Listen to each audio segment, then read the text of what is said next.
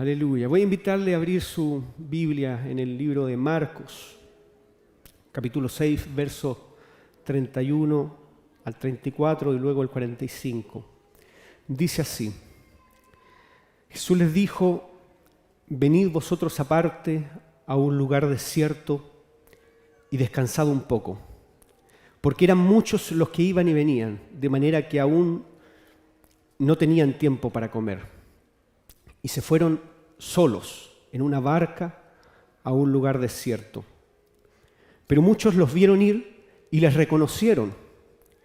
Y muchos fueron allá a pie desde las ciudades y llegaron antes que ellos. Y se juntaron a él. Y salió Jesús y vio una gran multitud y tuvo compasión de ellos, porque eran como ovejas que no tienen pastor. Y vamos al versículo 45. Enseguida hizo a sus discípulos entrar en la barca e ir delante de él a Betsaida, en la otra ribera, en tanto que él despedía a la multitud. Cerremos nuestros ojitos un segundo. Señor Jesús, te doy muchas gracias por el privilegio que me permites de poder compartir tu palabra con mis hermanos, lo cual asumo, Señor, como un privilegio inmerecido, pero solamente, Señor, refrendado por tu gracia, Señor, con la cual nos has llamado, Señor, y nos llamas a poder cumplir con tu propósito, Señor. Pido que en esta hora nos hables tú y que no haya palabra mía, sino palabra tuya, Señor, para nuestros hermanos, para mi propia vida, para quienes nos ven a través de redes sociales, Señor. Que tu palabra pueda ser una espada cortante de dos filos, Señor, que nos sacuda, que nos saque de ese estado de comodidad en el que quizá estamos, Señor, pero que nos desafíe a llegar a un siguiente nivel que tú esperas para nosotros. En el nombre de Jesús. Amén. Amén. La era en que vivimos es conocida como una sociedad occidental judeo-cristiana, así se le llama. Se habla de una sociedad cristianizada. ¿Ha escuchado usted hablar de eso, cierto? Construida a partir de la cristianización del Imperio Romano, donde los valores del cristianismo permearon la cultura, la educación, las artes, la política, etc. Chile mismo es un país cristianizado a partir del trabajo de los colonizadores. Hoy día se estima que cerca del 70% de la población de nuestro país se define como católico, evangélico o protestante, y cerca del 80% de la población dice creer en Dios. Somos un país cristianizado. La pregunta que quiero hacerles de entrada es: ¿se ve eso reflejado en el curso que lleva nuestro país? ¿Cree usted de verdad que nuestro país está siguiendo las enseñanzas de Cristo a la hora de definir sus políticas, su tipo de educación, el tipo de cultura o de información que se va a presentar a través de los medios de comunicación? ¿O acaso yo estoy perdido y soy el único que observa que nuestra sociedad va en un sentido absolutamente contrario?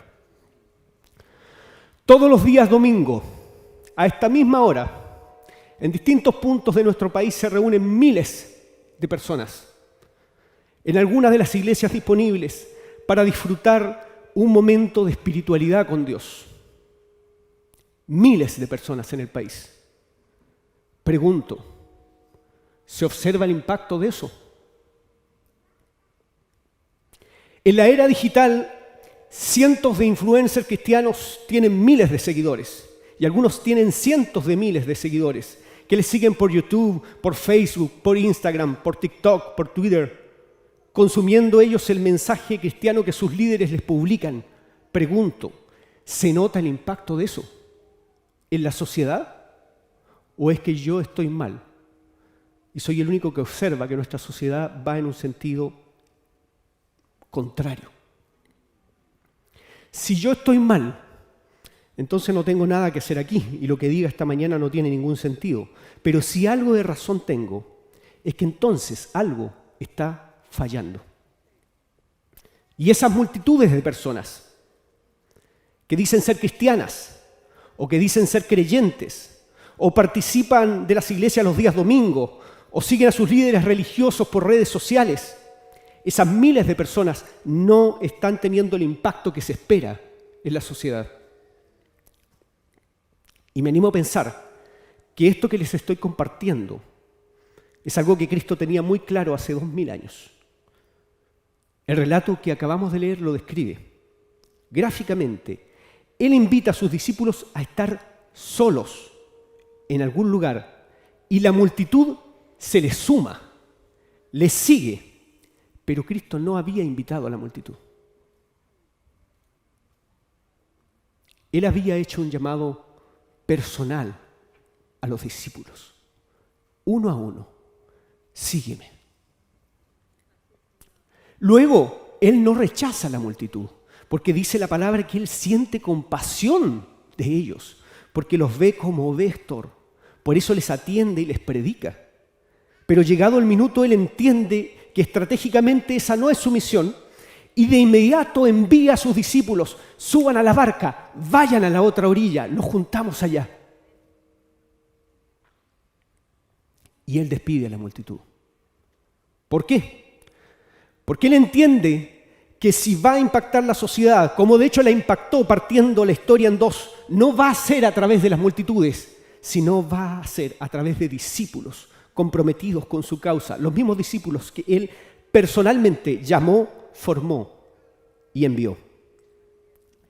Entonces, hay algo que hace que sea muy distinto ser discípulo del Señor a solo ser parte de una multitud que sigue a Cristo a lo lejos, sin ser parte de ese equipo en el cual Dios está derramando su visión. Algo reciben estos discípulos que no están recibiendo ni van a recibir las multitudes que seguían a Cristo o los que hoy día siguen a través de las redes sociales, a través de un culto dominguero, a través de esa fe que dicen practicar en su casa o en su fuero interior. Algún atributo tienen también los discípulos que no tiene la multitud. Jesús nunca intentó siquiera valerse de una multitud que le siguiera permanentemente para formarlas y por intermedio de ellos cumplir su propósito. Quizá porque conocía perfectamente la inconsistencia de esa multitud. Esa multitud fue la que un día lo recibía en Jerusalén como el rey y a la semana siguiente estaba gritando: crucifíquele. La multitud es voluble. El discípulo no es voluble. Ser discípulo es mucho más, y quisiera compartir con ustedes algunas consideraciones sobre ello. Primera consideración. Lo primero que hizo Cristo fue llamar a sus discípulos para pasar tiempo con ellos. Un discípulo necesita pasar tiempo con su maestro. Él los llamó y ellos tenían que irse a vivir con él y compartir el día a día. Compartir todo, si es necesario pasar el hambre y el frío juntos. Estudiar, reflexionar juntos. Un discípulo necesita pasar tiempo con su maestro porque es la única forma de conocerle. Porque es la única forma de aprender de él. Cristo espera pasar tiempo contigo para que conozcas su carácter, su forma de pensar, su forma de sentir. ¿Cómo podrías conocer el carácter de Cristo si no pasas tiempo con Él? ¿Cómo podríamos recibir su visión para nuestra vida si no pasamos tiempo con Él? Si no pasas tiempo en la presencia del Señor, no vas a conocer el carácter de Cristo. Si no escudriñas la palabra, no vas a conocer el carácter de Cristo. Si no pasas tiempo en oración, no vas a conocer el carácter de Cristo. Si quieres ser discípulo, tienes que amar la presencia del Señor. Tienes que buscar la intimidad con Dios. Por eso Cristo buscaba apartarse de la multitud para estar con sus discípulos. Ahí la multitud incluso le estorbaba. Pero Él quería estar con los discípulos. Por eso se impregnaban del carácter de Dios. Y por eso es que a los discípulos en Antioquía por primera vez se les llamó cristianos. Porque se parecían a Cristo. La multitud no se parecía a Cristo.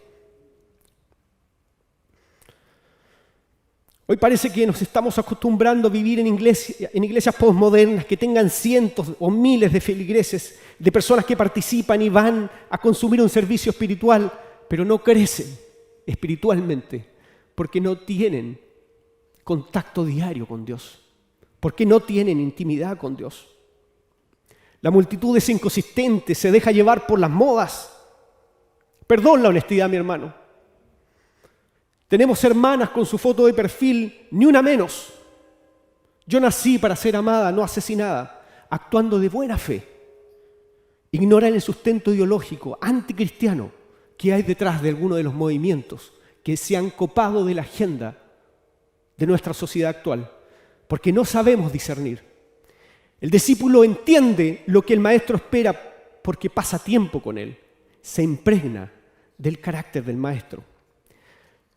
También tenemos pseudo-cristianos arrodillándose ante las doctrinas LGTB porque carecen de sustancia, porque no se han impregnado del carácter de Cristo, quien sí predicaba del amor, pero también predicaba que la verdad nos hace libres. Predicaba el perdón, pero predicaba primero del arrepentimiento. Cristo dijo, arrepentíos y convertíos, porque el reino de los cielos se ha acercado. Tenemos pseudo-cristianos poniendo su fe en la política, en ideologías, alejadas de la fe, abiertamente alejadas de la fe. Y cambiamos el evangelio del Señor por un plato de lentejas, por una promesa de derechos. Y vendemos nuestra primogenitura porque no tenemos sustancia. Ellos son la multitud. Y la multitud muchas veces estorba, muchas veces genera ruido y no aporta. Por eso Cristo dijo en Mateo 12, el que no está conmigo, contra mí es. Y el que conmigo no recoge, desparrama. Muchas veces nos vemos desparramando, nos vemos echando a perder el trabajo de la obra porque no tenemos sustancia y no conocemos lo que tenemos que hacer. A ellos Cristo le decía, bien les valiera atarse una piedra de molino al cuello y lanzarse al mar. Porque para Cristo es importante contar con discípulos de verdad, no con multitudes. Venir al culto una vez por semana y con eso aquietar nuestra conciencia no es suficiente. Eso no te hace discípulo, eso lo hace la multitud. El discípulo busca a su Señor las 24 horas del día, los 7 días de la semana, cuando está en la cocina, cuando está caminando, cuando va al colegio, cuando va al liceo, cuando va a la universidad, cuando va al trabajo. Busca a Cristo ahí.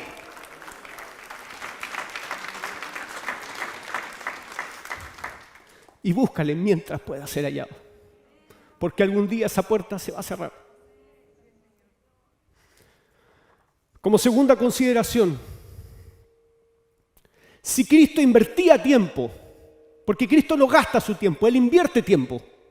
Si Cristo invertía tiempo con sus discípulos era con un propósito. Cristo no invertía tiempo para estar con sus discípulos sin un propósito. El propósito estaba claro. Cuando Él llamó a Pedro, le dijo, ven a mí y te haré pescador de hombres. Lo llamó de inmediato con una misión y un propósito. Dios no te ha llamado para tu autocomplacencia.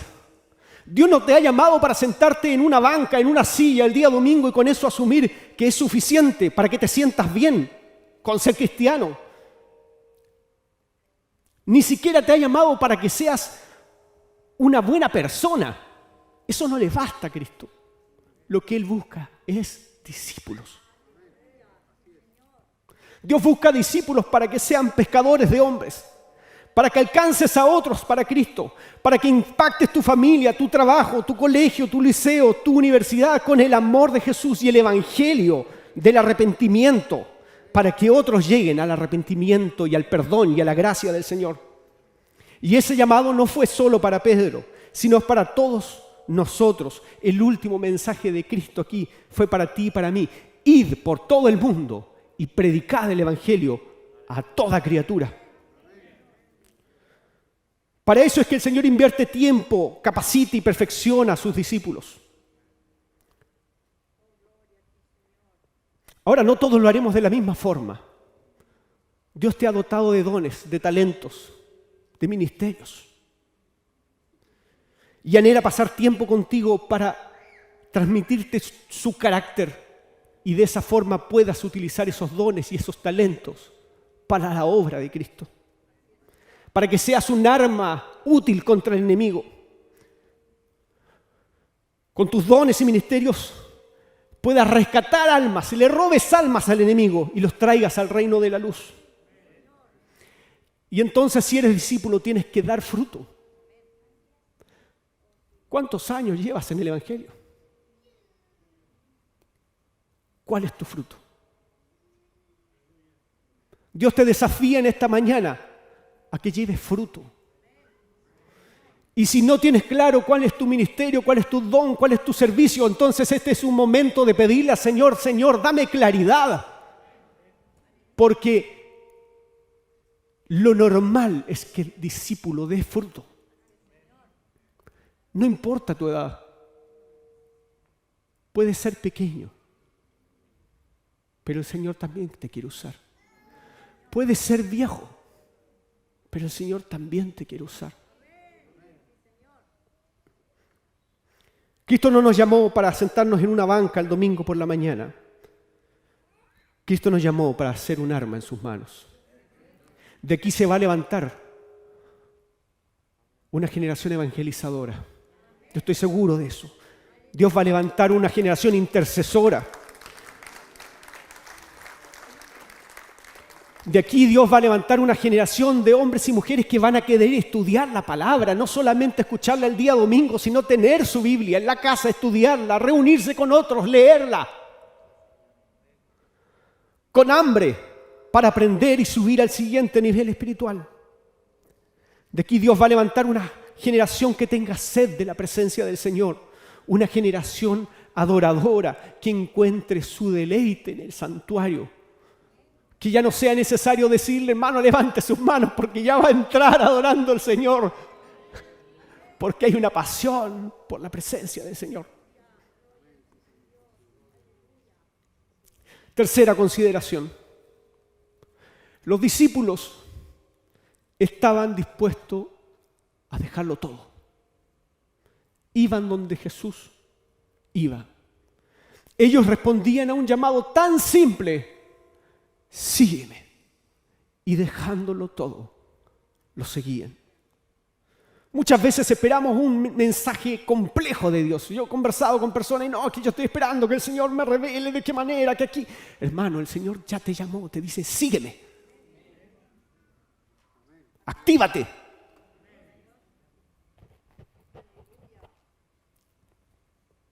Quizá usted pueda pensar que para Pedro era más sencillo porque Pedro era solamente un humilde pescador.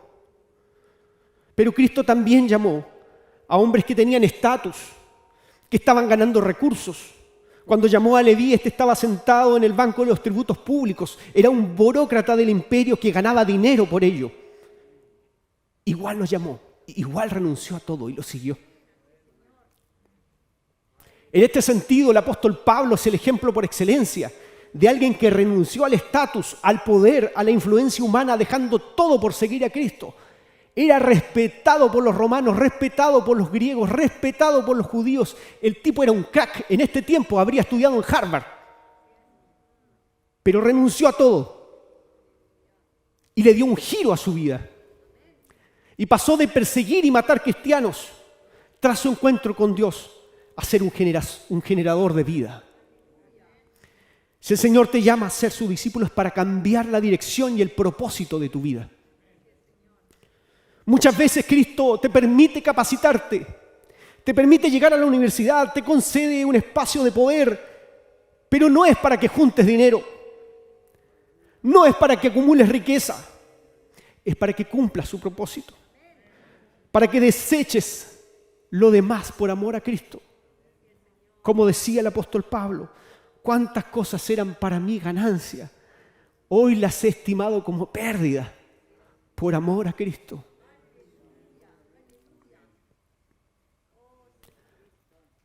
Y yo tengo una aflicción en mi corazón por nuestra generación. Porque en muchos casos fuimos la primera generación universitaria de nuestras familias. Porque nuestros padres quizá no pudieron, nuestros abuelos quizá no pudieron, pero ustedes, algunos sí pudieron. ¿Qué hemos hecho con eso, mi hermano? ¿Tú crees que el Señor te permitió una profesión para que tengas estatus? ¿Crees que te permitió una profesión para que juntes plata? El Señor te concedió tu profesión como un arma para poder llevar a otros al Evangelio, rescatarlos.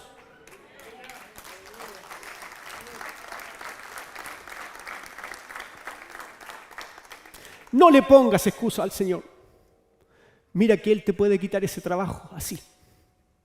Te puede quitar ese estatus así. Te puede quitar tus finanzas así. Si el dinero te es un estorbo, entonces pídele al Señor que no te dé tanto dinero. Si el trabajo te va a ser una excusa, entonces estamos mal. Como cuarta consideración, Dios llama a ser discípulos a personas que estén dispuestas a pagar el precio. Hacerte discípulo es hacerte conocido del enemigo. Debes saber que el enemigo le va a poner precio a tu cabeza y va a buscar destruirte. Entonces no puedes ser cobarde. Debes ser valiente y estar dispuesto al sacrificio. Y debes ser estratégico y cuidarte, porque el enemigo va a estar como león rugiente. Al enemigo no le interesan las multitudes, porque las multitudes caen solas. A él le interesa el discípulo, porque él es una amenaza. Todos los discípulos sufrieron martirio a causa de Cristo. A excepción del apóstol Juan, todos murieron por causa del Evangelio. Azotados, colgados, apedreados, degollados, crucificados. Andrés estuvo 2 días crucificado, predicando el Evangelio en esa cruz, antes de morir. Pero lo hicieron con gozo, porque estaban cumpliendo su propósito en el Señor. Hace algunos meses compartía junto a ustedes el origen del himno He decidido seguir a Cristo. Noxeng se llamaba el hermano primitivo que entregó su vida a Cristo en la tribu Garo, en la localidad de Hassan, al noreste de la India. Cuando a él lo toman y lo juntan en la mitad de la aldea con su familia porque supieron que ellos se habían convertido a Cristo. Y entonces le dice, renuncia a tu fe o matamos a tu señora. Y él sufriendo, con lágrimas en los ojos, dijo, yo no puedo renunciar a lo que creo.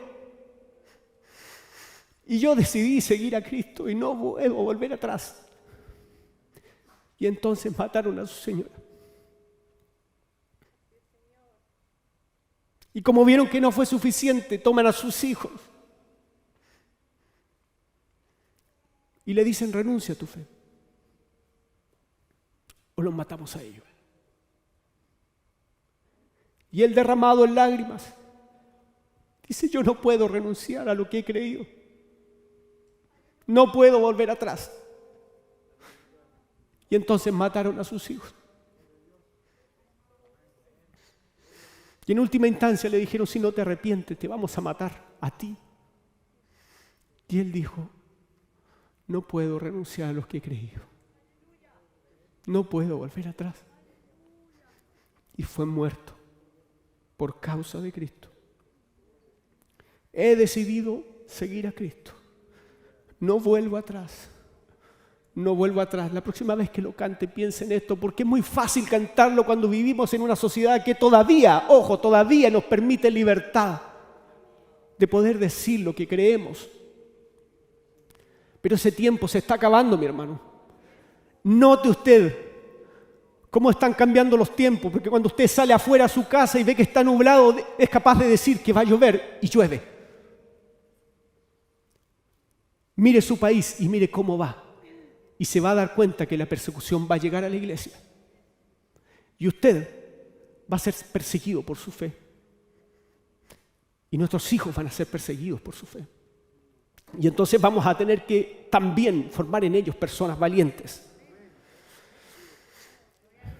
En estos precisos momentos, Hay hermanos en la fe que están siendo perseguidos, encarcelados y masacrados a causa del Evangelio hoy día en distintas partes del mundo. ¿Estarías tú dispuesto a un poco de eso? Para nosotros es más cómodo venir a un salón calentito y en una silla cómoda. Le tenemos miedo hasta la vergüenza, mi hermano. Que nos da vergüenza hablar del Evangelio. No queremos incomodar. No queremos ser tachados de alguna fobia. Tenemos hasta flojera muchas veces de dar lo mejor para nuestro Señor. ¿Cuán lejos estamos de la medida que Cristo espera? Muchas veces la iglesia vive como la multitud, sin compromiso. Es hora de cambiar nuestras prioridades y poner a Cristo en el primer lugar. Es hora de morir a nuestra carne y hacer nacer el hombre nuevo y la mujer nueva que Cristo quiere hacer crecer en nosotros. Es hora de buscar a Dios con hambre mientras pueda ser hallado. A Cristo no le importa llenarse de multitudes. Lo que Él anhela es que seas su discípulo y tener una relación y un compromiso real contigo. A Cristo no le interesa que seas un creyente. ¿Sabes qué? Eso no significa nada. El diablo es un creyente, porque él sabe que Cristo existe. Para ser cristiano debes ser discípulo. Y si no eres discípulo, quizá es momento de que revises tu autodefinición de cristiano, porque quizá no eres cristiano. Cristo lo dijo. Llegado el día, muchos me dirán: Señor, Señor, en tu nombre hicimos esto, en tu nombre hicimos aquello. Pero Él les va a responder: nunca te conocí. Él no podría decir eso de sus discípulos porque Él los conocía, estaban con Él. Pero de la multitud sí. Porque cuando tú estás con una multitud, tú no sabes bien quién está.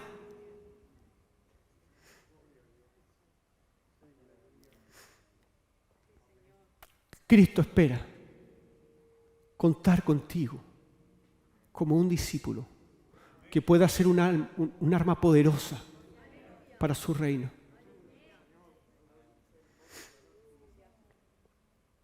Dios está levantando quizá la última generación de discípulos que van a ir por la batalla y la conquista final. Yo quiero ser parte de ellos.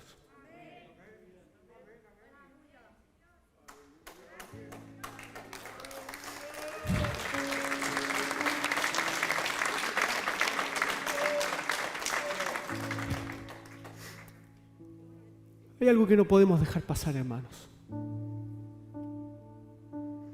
Y es que sin perjuicio de que Cristo sabía que sus esfuerzos debían estar concentrados en sus discípulos y no en la multitud, Cristo igual le dio tiempo a la multitud. ¿Sabe por qué lo hizo? La Biblia lo dice. Porque sintió compasión por ellos. Porque les vio como ovejas que no tienen pastor. ¿Y sabe lo que hacen las ovejas que no tienen pastor? Deambulan. Despiertan en la mañana y no saben qué pasto van a comer. Se pierden. Y en muchos casos son presa fácil para cualquier depredador. Entonces Cristo sintió compasión. ¿Sabe lo que es compasión, mi hermano? Pena. Cristo sintió pena por la multitud.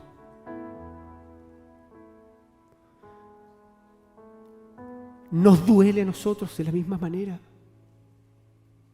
cuando vemos a personas perderse? Dice la palabra: haya también en vosotros ese mismo sentir que hubo en Cristo Jesús. ¿Sientes tu pena?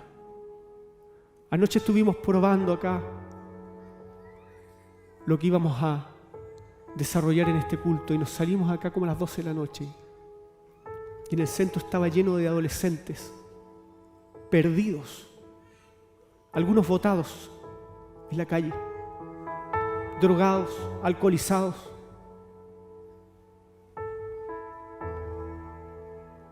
¿No te da pena eso, hermano?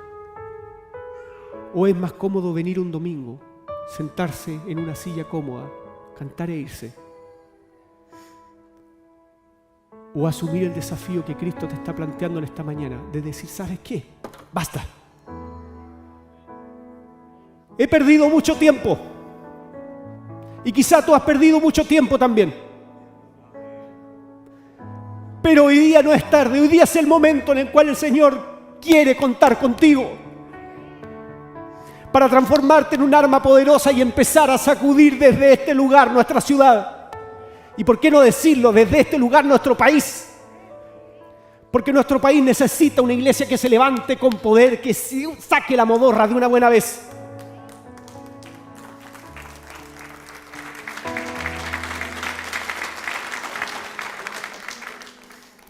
Dios quiere contar contigo. ¿Quieres ser solamente multitud o quieres ser un discípulo de verdad? Vamos a cerrar nuestros ojos.